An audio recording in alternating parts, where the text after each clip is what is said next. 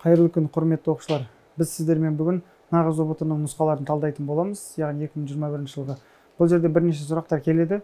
Бұрынғыдай емес, қазір варианттар белгісі болып жатыр. Сондықтан ол сұрақты сіздерге толығырақ түсіндіріп беретін боламын. Бірінші сұраққа кезек берейік. Бірінші сұрақ: секундына 25 метр соғатын желдің километр сағатқа айналдырғанда оның жылдамдығы қандай дейді. Ол үшін бізге формулалар математикалық тұрғыда өздерің білесіздер, ал географиялық тұрғыда сіздерге қысқа жолын айтайын. Ол 25, мына жақта берілгені 25 метр секунд болса, метр секунд былай жазылады. Оны біз көбейтеміз 3,6-ға. Сол кезде 90 километр сағат шығады. Бұл жерде негізі бір нәрсені айта кетейін сіздерге. Ол нағыз ұбт-да келген кезде тек қана келген сұрақтарды талдай бергеннен гөрі тақырыптарды оқыған дұрыс. Сол кезде бізге тек қана формуланы жаттап алсақ болды. Дәл осы 25 санды күтіп 90 деген жаттап алудың орнына одан да 3,6 жаттап алу керек. Яғни мына жерде кез келген сан келетін болса, оны 3,6-ға көбейтіп шығара саламыз. Екінші сұрақ: шаруашылықтың өндірістік емес саласы дейді. Негізі шаруашылықты өндірістік және өндірістік емес салалар деп бөлеміз. Өндірістік сала деген барлық ауыр өнеркәсіп салалары жатады, яғни зат шығаратын нәрселерді айтуға болады. Ал өндірістік емес деген ешқандай зат шығармайды, ол тек қана қызмет көрсетуге байланысты нәрселер. Олар барлығын жазып қойдым. Варианттарда қандай келетін болса да, осы варианттар келеді. Туризм, білім беру, медицина, яғни денсаулық сақтау және де ғылым, өнер деген сияқты жауаптар дұрыс болады. Келесі: материктік қайраңнан мұхит түбіне ауысатын бөлігі. Негізі былайынан сызып көрсететін болсақ, мынау материк болатын болса, мына жақта су болатын болса, онда мұхит асты былайынан болады. Яғни мынау су бетіне шыққан бөлігі арал болады, мына жақ кәдімгі материк. Ал мына жер 0-200 метр арасы материктік қайраң, одан кейін беткей 200-2800 аймақта аралында науа, қазаншұңқыр, суасты жотас, одан кейін арал кете береді. Бұл жақта енді көбіне қайраңдарда мұнай көп кездеседі. Міне осындай жауап болады екен. Сонда қайраңнан беткейге ауысады. Келесі: енді Германияның негізгі тас көмір кен орны дейді.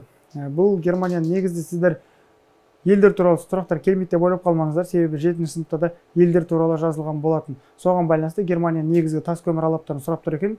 Басынан бастап айтар болсам, Ұлыбританияда Йоркшир, оңтүстік Уэльс, Польшада жоғары Силезия. Сол сияқты көмір кен орны бар жақта кездеседі. Қазақстанда Қарағанды деген сияқты, Украинада Донецк, Ресейде Кузнецк деген. Ал енді Германияға келер болсақ, Германияда негізгісі Рур, әлемдегі ең ірі орталық, одан кейін Саар, толық айтатын болсақ, және Ахен деген. Осындай негізгі кен орындар бар екен. Келесі: теңіз жағалауында соғатын тәуліктік жел. Ол бриз. Қазақша айтқанда француз тілінен жеңіл жел деген мағынаны білдіреді. Және ол тәулікте бағытын 2 рет өзгертіп отырады. Құрлық және су болатын болса, онда ол былай соғады. Кез келген желдің бағытын табу үшін сіздерге бір оңай жолын ұсынайын. Ол суықтан жылға қарай соғады. Мысалға бұл күндізгі бриз. Күндіз теңіз салқын болады, жер беті қызып жатады. Мынау түнде су жылуын ұстап тұрады, ал құрлықта салқындап кетуіне байланысты осылай бағыты болады екен. Тура сол сияқты муссонды сұрайтын болса, муссон жазда және қыста болады. Жазда, қыста. Ал енді тағы да бір жел бар, бұл пассат желдер. Пассат желдер жоғары қысымнан төмен қысым қарай соғатын желдер, бағыты былай болады. Яғни мынау экватор, сіздер түсініп тұрсыздар ғой, солтүстік шығыстан оңтүстік батысқа солтүстік пассат желдері, оңтүстік пассат желдері оңтүстік шығыстан солтүстік батысқа соғып тұр. Осылай білу керек. Көрдіңіздер ме? Осыны жаттап алсаңыздар, ол тек қана дәл сол сұрақ емес, басқа сұрақтарға да жауап бере аласыздар. Келесі: қар жамылғысының қалыңдығын өлшейтін құрал. Мысалға біз жауын-шашынды өлшейтін құралды білеміз, бұл өлшеуіш стакан. Онымен де қарды өлшеуге болады, яғни қар жауғанын өлшеп, оны комнатный температураға барып өлшесек. Ал егер нақты өлшейтін болсақ, яғни ол сантиметрмен өлшенеді негізі. Міне қар жауды делік, оны мынандай өлшеуіш сырықпен өлшейміз. Кәдімгі сантиметр сияқты мына жағында өлшем бірліктері жазылып тұрады сантиметрмен. Осыны қар өлшеуіш сырық деп атайды. Келесі: Қазақстанда мұздықтардың саны. Қазақстанда мұздықтардың саны 2724. 2.724.900. километр квадрат. Таныс па?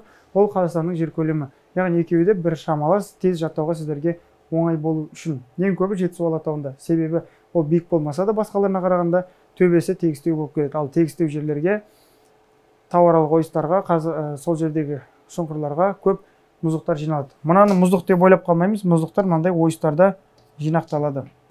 Келесі, жер қыртысының тұрақты қозғалмайтын бөлігі платформа. Платформаның бірнеше түрлері бар, ал қозғалмалы бөлігі геосинклинал деп аталады.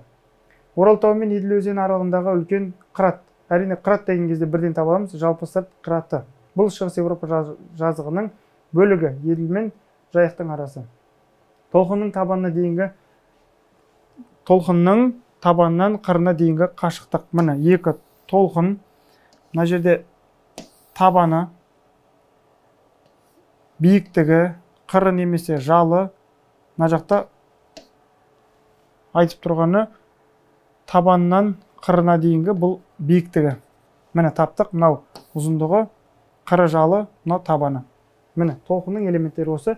Басқа сұрақтар келсе де, онда оның элементтерін таба аламыз. Келесі. Палеозой эрасының қатпарлықтары.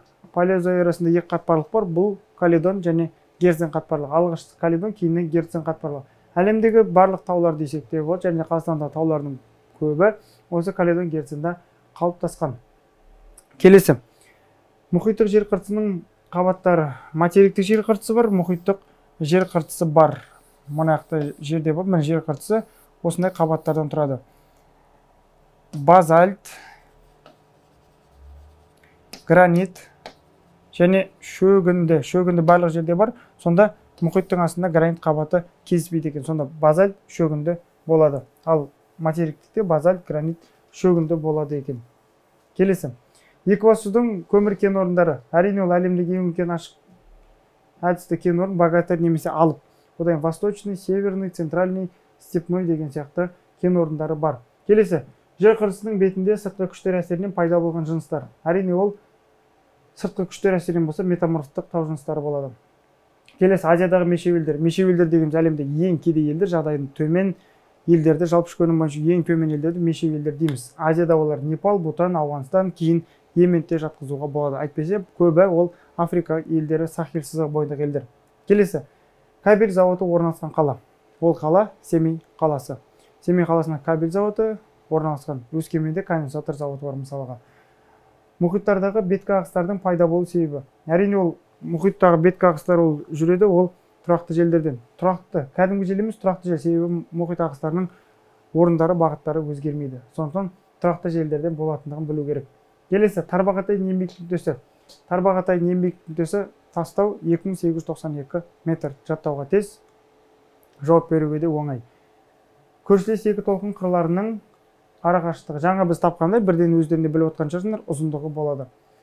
Африка материгінің шөлдері. Африка материгі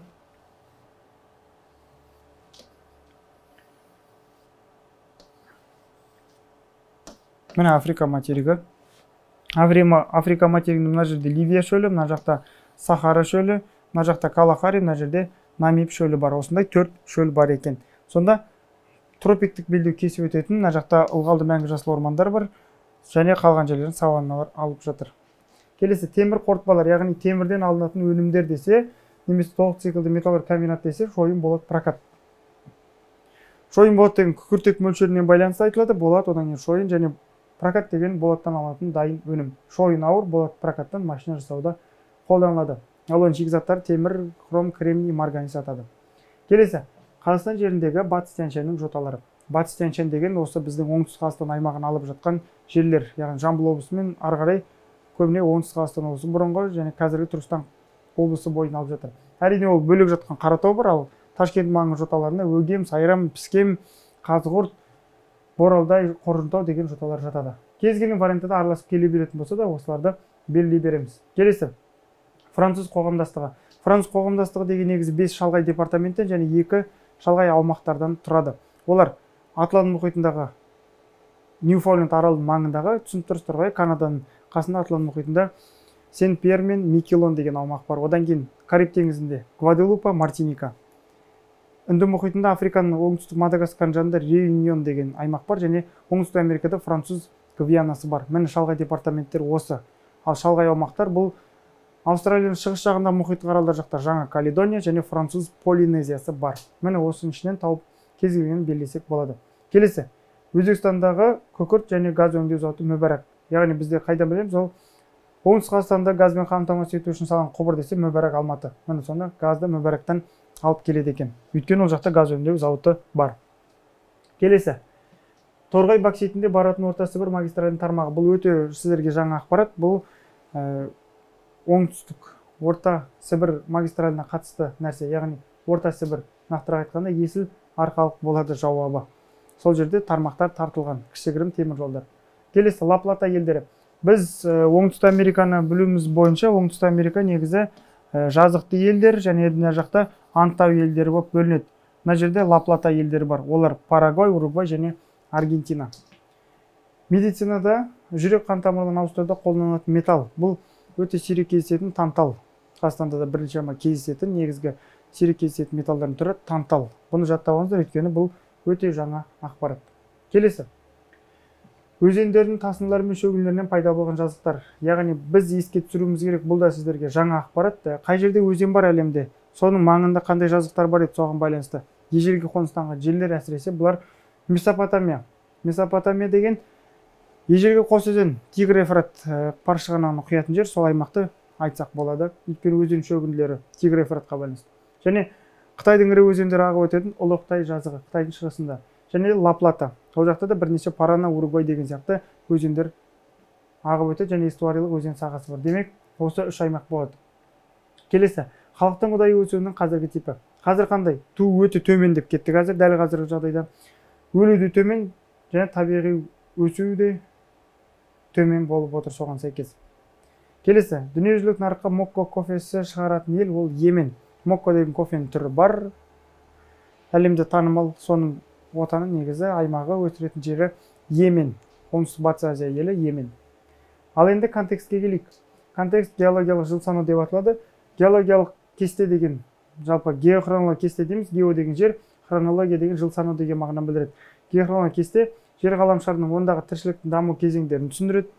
Жер қыртысындағы әртүрлі геологиялық өзгерістерді, олардың жүру ұзақтығы мен ерекшеліктерін түсіну үшін тау жыныстарының геологиялық жасын білу өте маңызды. Сонымен қатар тау жыныстарының абсолюттік және салыстырмалы жастары болады. Осындай ақпарат беріпті және ең үлкен ақпарат бұл геохронологиялық кесте. Мына жерде геохронологиялық кестеде жылдар, адамзат тарихындағы ең ұзақ жыл санау эралардың дәуірлері, қатпарлықтар, яғни тау жасалу кезеңдері және ойда пайда болған тіршіліктің дүниелері көрсетілген. Бұның барлығын білетін болсақ, жатқа білетін болсақ, әрбір сызықты маңызы бар. Соның барлығын жатқа білетін болсақ, бірнеше 20-30 сұрақтардың жауабын білеміз деген сөз. Сонымен, бұны бір қарап аламыз, дайын ақпарат ретінде. Және сұрақтарға жауап берер болсақ, ежелгі тіршілік мағынасы тән. Бұл әрине ежелгі деген ең бірінші пайда болған, яғни архей заманы деген сөз. Ең ұзақ, мысалға қосымша айта кетейік, протерозой. Келесі, адам пайда болған дәуір. Адам дегенде антропос деген, ол жерде тұр, антропоген немесе төрттік. Келесі, протерозойда басталып палеозойдың басында аяқталған қатпарлық. Қалай табу керектігін көрсетейік, әрине жауап білеміз ғой. Бірақ мына жерде міне. Протерозойда басталып палеозойдың басында аяқталған қатпарлық, ол мына жерге сәйкес келіп тұр, міне Байкал қатпарлығы. Келесі, тайпа атауларына байланысты қойылған дәуір атаулар. Бұл сіздерге өте жаңа ақпарат болады, сондықтан жаттап Ордовик және Силур палеозойдың эралары. Көбіне бұл жерде табылған тау жыныстардың, табылған жерлердің аттарымен аталады, ал бұл жерде Ордовик пен Силур табылған тайпалардың, сол аймақта өмір сүрген халықтардың аттарымен байланысты болса керек.